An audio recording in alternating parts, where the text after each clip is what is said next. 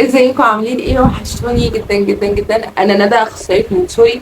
لو انت اول مره تشوفيني دوسي لايك وسبسكرايب للشانل، ويلا بينا نبدا الفيديو الجديد. ولكن استنوا قبل ما نبدا الفيديو، نعمل فولو على انستجرام وعلى تيك توك وعلى فيسبوك. عايزين نكمل 10000 هناك.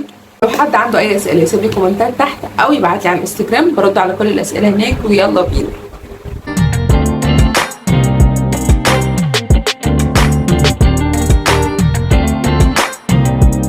قسم منصوري، قسم منصوري وما أدراك ما قسم منصوري.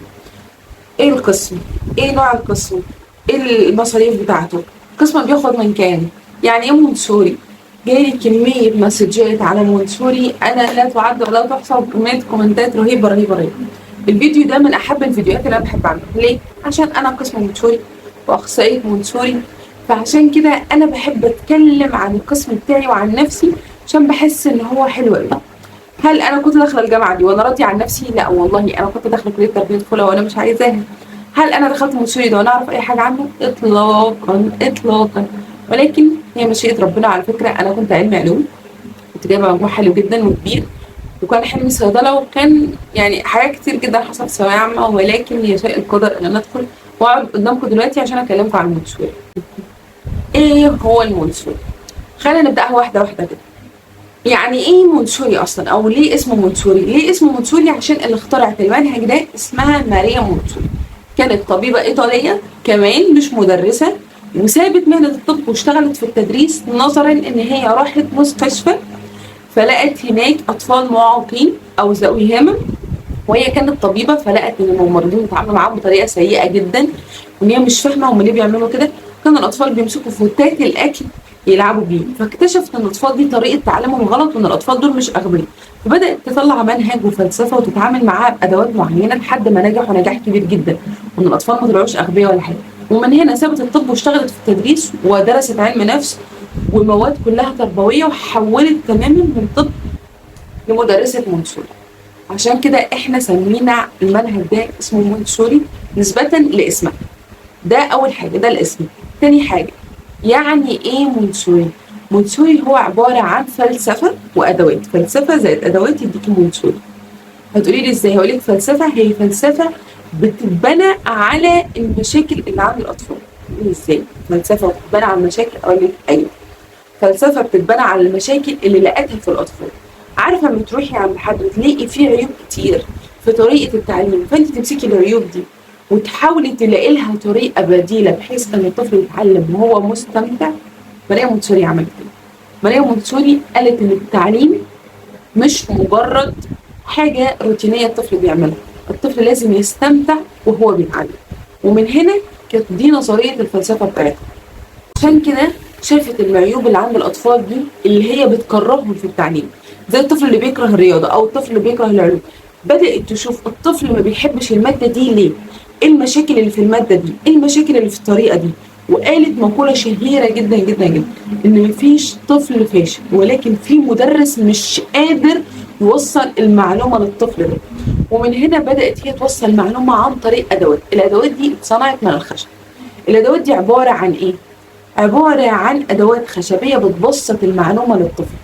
قالت إن الرياضيات أصنعناها مادة أو لعبة أو حاجة تعلمه الرياضيات وعمليات الجمع والطرح والنظام العشري، ده كمثال إن هي توصل له المعلومة. بدأت تقسم الأدوات دي لأركان: ركن اللغة، ركن الثقافة والعلوم، ركن الجغرافيا، ركن التاريخ، ركن اللغة التانية، أو ركن السلام، أو ركن الرسم، أو ركن الفنون. كل دي أركان ماريا منصوري عملها. وحطت ركن حلو جدا جدا جدا أنا عن نفسي بحبه جدا، هو ركن الحياة العملية. وركن الحياة العملية من الأركان اللي بتعلم الطفل إزاي يتعامل مع بيئته، إزاي يتعامل في بيته، ازاي يتعلم يساعد مامته، يغسل الهدوم ويطبق الهدوم، يمسك الكوتش بتاعه يقدر يلبسه يربطه، يتعلم ازاي يتعامل في الحياه العمليه بتاعته، بحيث انه لما يروح من الحضانه للبيت فما يحسش باختلاف كبير جدا. ده الادوات اللي صنعتها منصوري. الادوات دي عباره عن ايه؟ هحط لكم جزء هنا على الشاشه، جزء منها. الادوات دي بتعلم الاحجام، الاوزان، الرياضه، العلوم، الجغرافيا، بتعلمه كل حاجه عن طريق ان هو يلمس ويحس. ومن اكتر الحاجات اللي ماريا مونتسوري اكدت عليها هي الحواس الخمسه. عشان كده عملت الركن الحسي او ركن المواد الحسيه، وقالت ان الحواس الخمسه دول اقدر اعلم بيهم اي طفل، وهم المدخل اصلا للتعليم. ان ازاي الطفل يبقى عنده 5 حواس ومش قادر يتعلم. عشان كده كانت من الحاجات المبهره جدا ان الادوات والفلسفه دي لما اتحطوا الاثنين مع بعض عملوا نجاح كبير جدا جدا جدا. عشان كده ده كان المختلف عن الطريقه التقليديه. الادوات طبعا اتعرض لكم انا صور منها، كل اداه بتعلم حاجه معينه واثرت كتير جدا في الاطفال. طيب ليه هي اصلا صناعتها من الخشب؟ عشان هي كانت في ايطاليا وكانت اشهر خامه مشهوره عندهم، ويقدر ان الطفل يقدر يستعملها، وكمان صحيه عليه ما تاثرش عليه بعدين، هي الخشب. عشان كده هي صناعتها من الخشب. طيب منهج مونتسوري ده عمل ايه في مصر؟